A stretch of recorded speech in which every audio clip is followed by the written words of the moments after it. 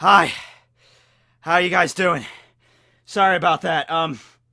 The monster that lives under my bed was acting up. I had to, deal with it. I know we all have to deal with that every now and then. You know, he was quiet for a really long time, you know, but, he was really riled up. Okay, so, I would like to take this moment to, express a public service announcement to all of my subscribers. Please go and look under your beds, because those little monsters that you thought were just tiny little gnomes growing up, you know, they grow up into giant alligator demons. So, make sure you have a baseball bat, or, I don't know, a katana, or some type of incendiary whip next to your bedside, so you can defend yourself if they ever come to you in the middle of the night. Okay, so, Luffy's mom.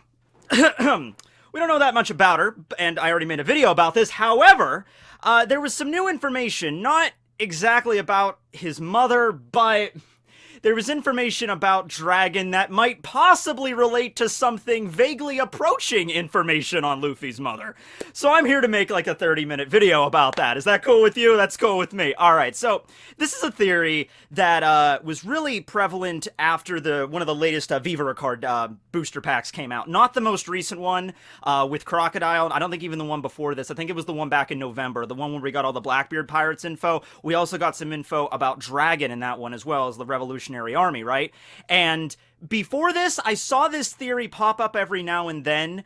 It wasn't very prevalent beforehand, but after this information dropped, it kind of got knocked into full swing, and I'm looking at it, and I'm like, you know what? That would make a lot of sense, and I think it would fit with what's going on with Luffy's mom. Why don't we see her around or anything? Because I'm under the opinion, and I've stated this before, we're not going to find out the parents of, like, every single Straw Hat. However, the ones that Oda went out of his way to actually reveal, like, he revealed Nico Robin's mom, I would like to know about Robin's dad. He revealed Luffy's dad, so I would like to know about his mom. You know, that just leaves too many unanswered questions, you know, right? Okay, so what's the... And plus, he's the main character. We're definitely going to find out at least about Luffy's mom. Robin's dad, that's a little bit up in the air, but Luffy's mom, we're definitely going to find about that.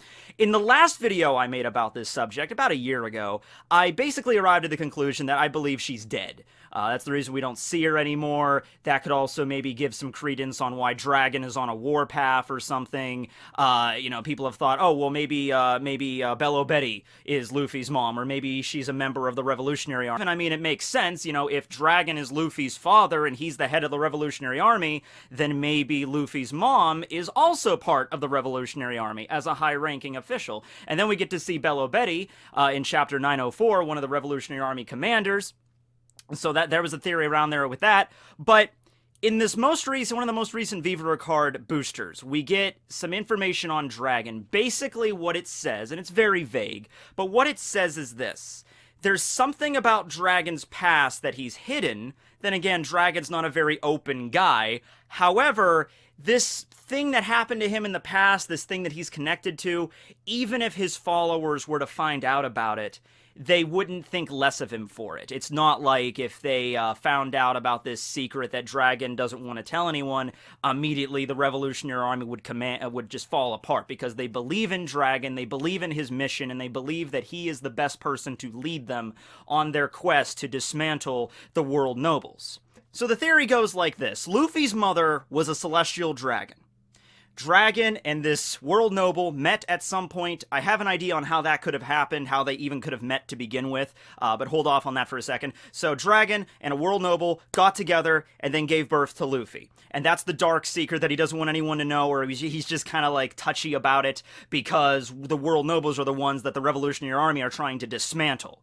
Alright, but at the same time, I feel like that would be definitely something that he would want to keep secret, but the rest of the Revolutionary Army, even if they found out about that, they wouldn't think less of him for it. If he came out and said, hey guys, yeah, the allegations about me are true, I was married to a celestial dragon, I had a son who is Luffy with this celestial dragon, but that doesn't change our mission here. That doesn't change what we're doing here. And I think even the Revolutionary Army would be like, once again, they believe in him. They'd be like, okay, that's understandable. We're okay with that. We're not going to just dismantle the whole operation because of that one thing came to light. You're still a very capable leader here. And I like to think even some of the Revolutionary Army would understand that not every single solitary member of the World Nobles are evil, just unrepentant douchebags. Like, most of them are. Like, 98% of them are. But Mulesguard certainly isn't. So I think we can see, like, that's an example. Like, there can be other ones. Homing, Doflamingo's dad and his mother, they were both, different from all the other celestial dragons. We don't even know how many celestial dragons there are currently living up in Marijois. We know that they're descendants of 20 families, but the Doflamingo itself, you had the homing section of it, which is, Doflamingo and Roshinate's parents, but then you had Mulesguard, and then Mulesguard's weird aborted rat fetus of a father, that are also part of the Doflamingo family, and then you have Roswald and Charlos that are part of a different family altogether, and that's only like 2 families. If you just, the Doflamingo family and then Roswald's family, you still have a bunch of them. You have Jalmac somewhere in there, so there might be possibly dozens, maybe even over 100 celestial dragons living up there in that city of Marijois. So I think they can understand, like, yeah, out of all of these celestial dragons, there's bound to be at least a few of them that don't subscribe to the same, authoritarian, we're the gods of the world and we can do whatever we want and it's okay to have slaves and all that stuff. There has to be bound to be a few of them, right? And Luffy's mother would have certainly been one such individual. Now, how would have Dragon and this lovely celestial dragon lady have met? This is going to get confusing because I'm talking about a guy named Dragon marrying a woman named after Dragon, celestial dragon, so just bear with me here. How would these two have met? All right? Now, here's the thing. Remember that GARP is Dragon's father. And he's been a Marine guy for pretty much his entire life. We see Garp when he's like a teenager, like Luffy's age, and he's a Marine, okay?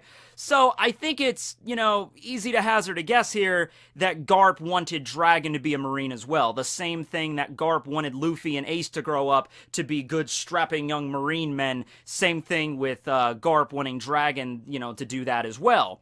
And it might even be the case that the reason he wants that for Luffy and Ace so much is he maybe saw what happened with Dragon and he went off the rails and he's like, oh, I'm disappointed in that. I'm a failure. I gotta try to rectify this. I gotta try to get Luffy and Ace to be Marines. So at least I can see like I could succeed here, I can make up for what happened with my own son.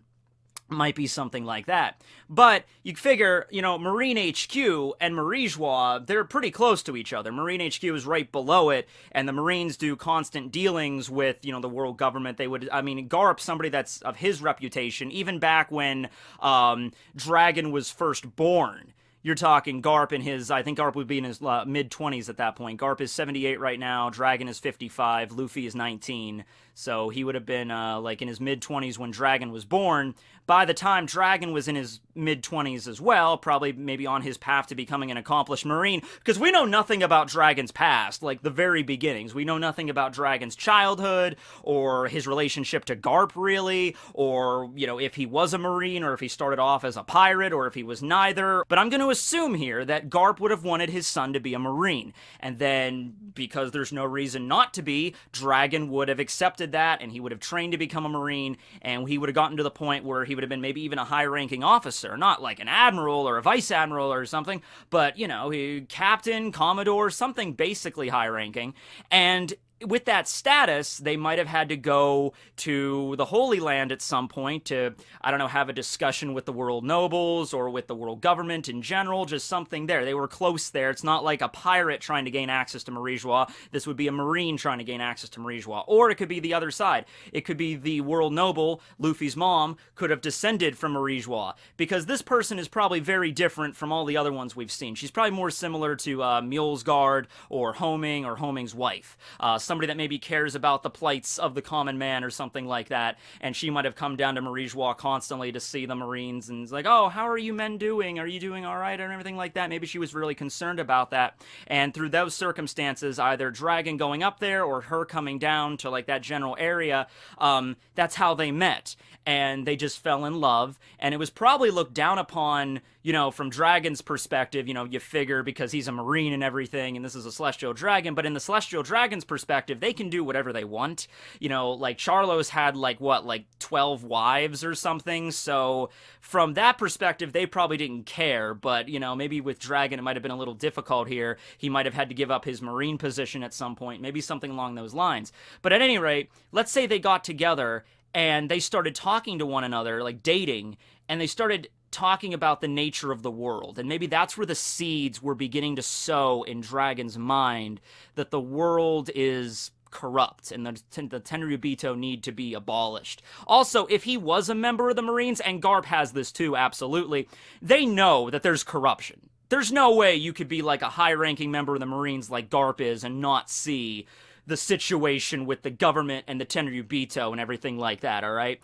GARP probably sees that, but he probably views it like, well, we're the lesser of two evils. Like, you know, it might be a corrupt system that we fly our flag under, the Marines and the world government, but it's a lot better than just leaving it up to the pirates. Because GARP has seen firsthand the horrors that piracy can lead to, so he's probably like, you know, this system works. It's not the best, and it's corrupt, and it even led to the death of Ace, who he viewed as his own grandson, but it's better than somebody like Kaido or Blackbeard taking over the entire world and having just complete and utter chaos. So GARP, you know, being enlisted in the Marines for so damn long, probably just got to the point where it's like, I'm just gonna kind of turn a blind eye to this, and I'm just gonna kind of just keep on doing my duty, even though if he maybe feels deep down something's wrong. Dragon might have had that at the beginning, but he you know, had this relationship with a Celestial Dragon, and he's like, this is kind of messed up. And maybe she herself was like, yeah, I don't like the way that my fellow Tenryubitos act. I don't like the whole slave trade that's running underneath Marijois. Did you know we have mobile walkways that literally run on slave power? Dragon be like, that's messed up. I'm like, I know, right? I'm picturing Dragon dating this world noble girl, and just like, it's like, this world's pretty messed up. Do you know all the crazy stuff we have up there? Did you know there's a guy named Im-sama that rolls over the Gorosei? Really? Yes, really? That's nuts! I know! I would assume the world nobles would know about the existence of Im-sama. I would assume they would. I mean, Im-sama himself is probably a member of the world nobles, just like the highest ranking out of all of them, you know? You'd figure, right? So, this is sort of like the perfect storm, pun intended, because of Dragon's Devil Fruit abilities. A perfect storm of this woman that wants to see the end of the Tenryubito, sees the sins that they've committed, and then Dragon, somebody that is, you know, a Marine and probably has a very ideal image of the world. You know, I figure a lot of Marines probably have that. Like, we're gonna join the Marines to defend the world against corruption.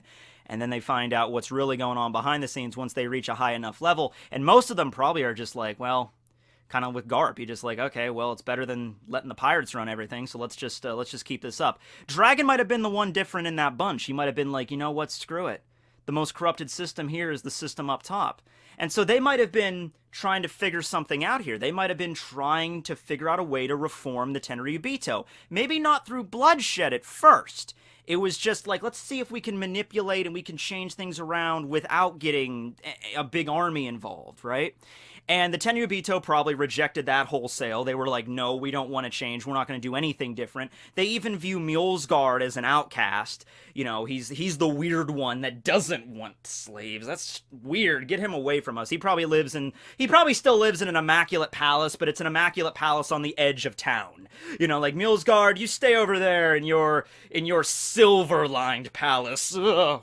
Everyone, back to your gold-lined palaces, you know? So, they obviously reject that, and Dragon probably tried the olive branch at first. Maybe he tried, like, let's do this peacefully, and it didn't work. And this might have led to something similar with Otahime. Let's say at this point, Dragon and this woman got together, and they had Luffy, and Luffy was only a little child. Wouldn't it be weird if Luffy was born in Marijois, or if he was born in the Holy Land? It might be possible. That'd be so crazy. And so when Luffy was a little kid, though, maybe when the Tenryubito found out about this, found out that she had a baby with a commoner, which marriage between, like, or you know, not really marriage, but a harem between world nobles and common folk, that's acceptable. What Charlos had, you know, he had like 12 wives as a harem just lined up, wives.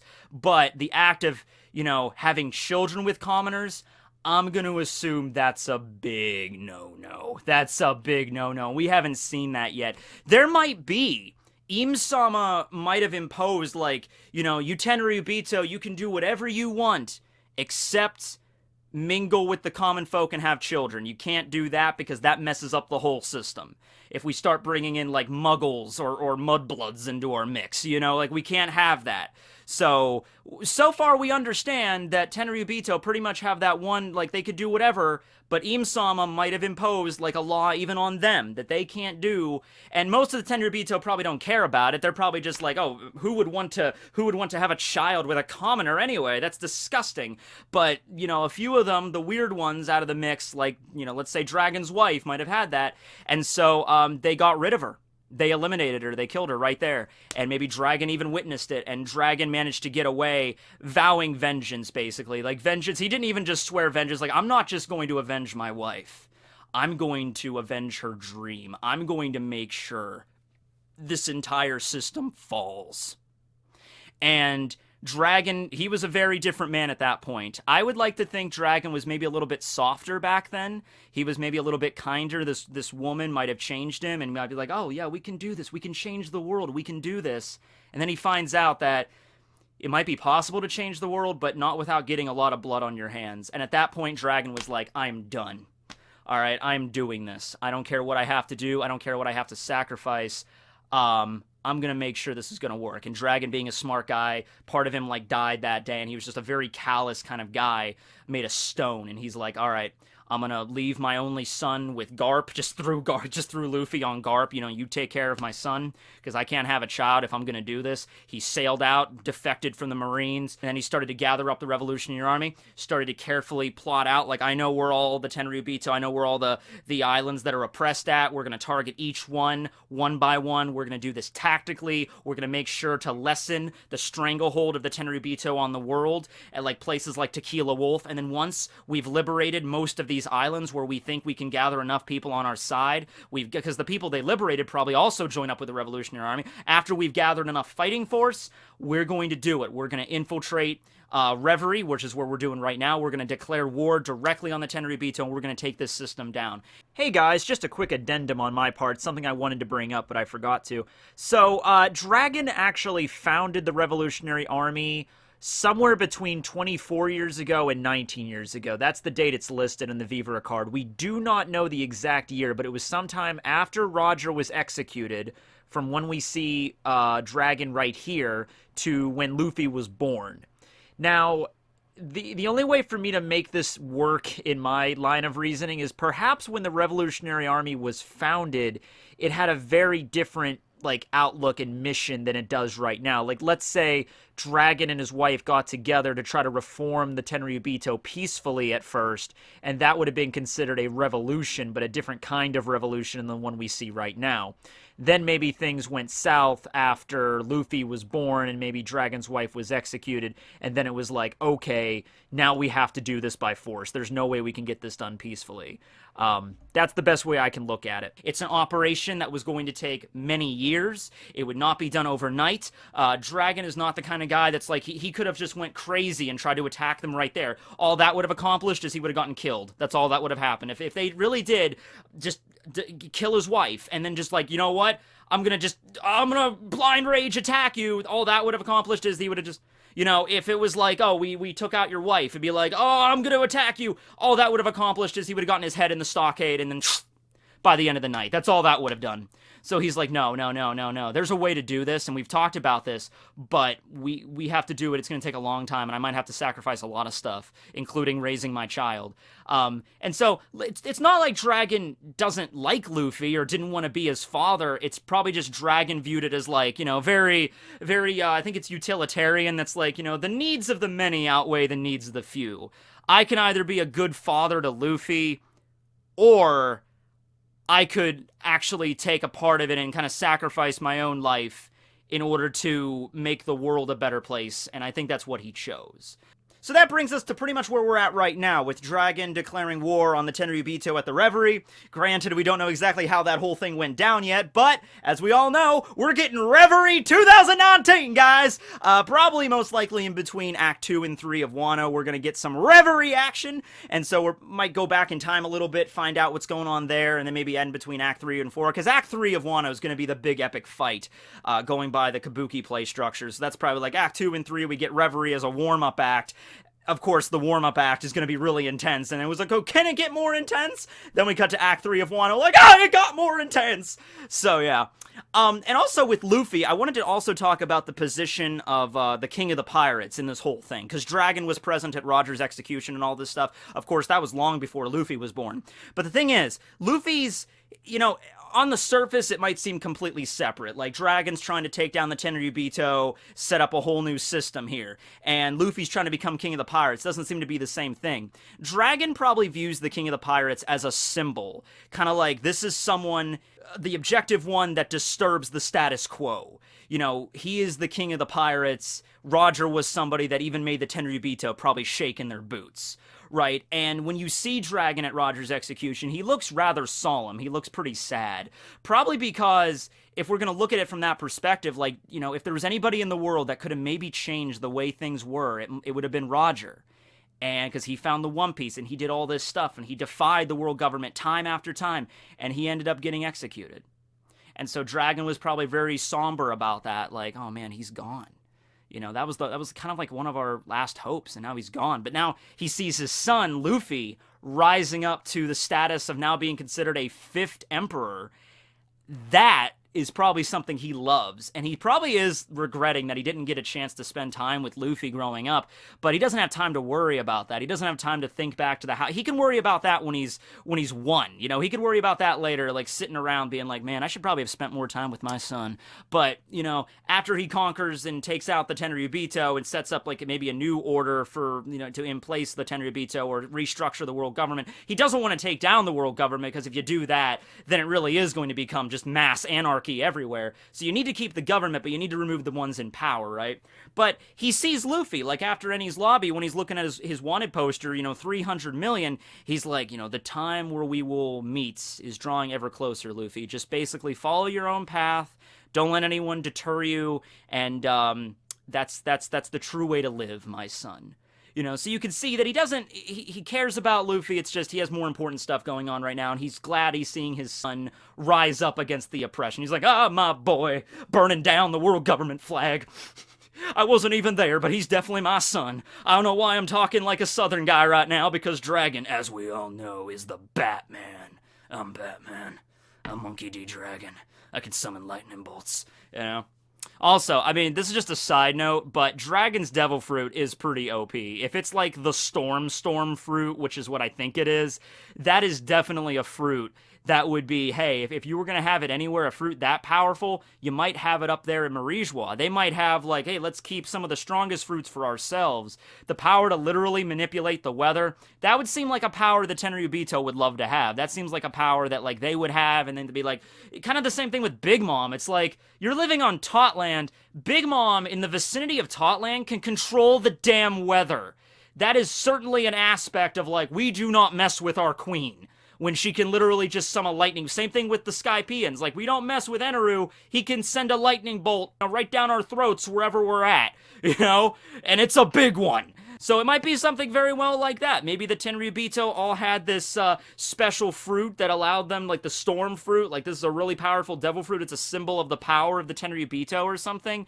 But we're only supposed to, like, it. But there's so many Tenryubito, they can't all have it. So maybe it's just, like, that nobody uses it unless they absolutely have to. Like, when the time comes, maybe a Tenryubito or Imsama will consume the fruit and be like, you peasants! You will not dare to rebel against us! We are the Tenryubito!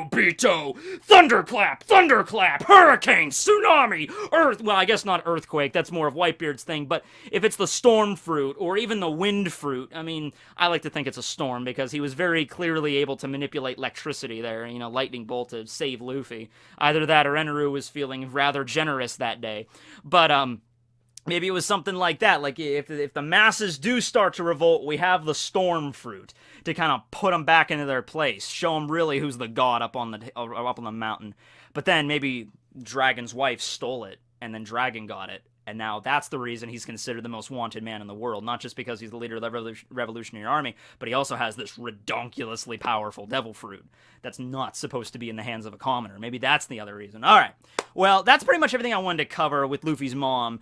I know that some of the time frame things might not sync up too well. Like, for instance, Dragon during Roger's execution, like I said, he looks rather somber, and this would have been in the timeline that I've created, this little headcanon, that would have been the time when Luffy's mom would still have been alive and everything, and Luffy's not even born yet. But like I said, I like to think that maybe him and his wife might have viewed it as like, oh, this is the way that can change the world, and then Roger got executed, so it's like, oh, well, now there's no hope. Is there no hope anymore? It's like, yes, there is hope. There's still stuff we can do. Maybe something like that. Maybe they might have attempted to have Luffy as a way to change their perspective. A commoner and a Tenryubito had a child. Isn't this a beautiful child? Maybe we can all get along, guys. And it's like a Coke commercial, and like We Are the World cues up in the background, like, come here, everybody, and let's all sing Kumbaya up on top of Marie Joie. And it didn't go down that way. Maybe Luffy's mom was sort of like a hippie. I don't know. But let me know what you guys think below about this theory, and, if you can maybe elaborate on it, expand on it, or tell me why it doesn't make sense. I like hearing perspectives here from all kinds. So thanks for watching. This will be Tekking101 signing. Alright, Okay, he woke up. I gotta go deal with this. Alright, back into Hades!